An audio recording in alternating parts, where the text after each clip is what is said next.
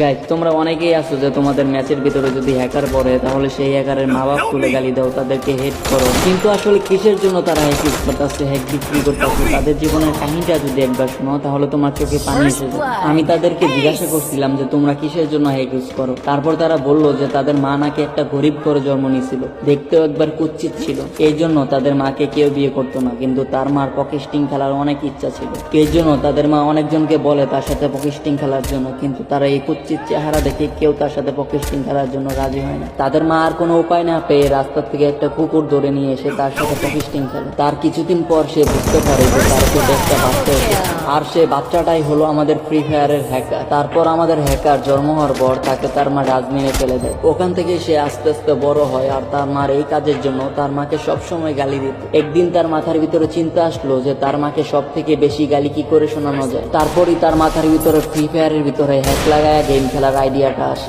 আর তাদের আইডিয়াটা সফলভাবে কাজে লাগে। ঠিক এই জন্য তাদের মা বাপ তুলে গালি দিলে তাদের কোনো যায় আসে না, তারা আরো খুশি হয়।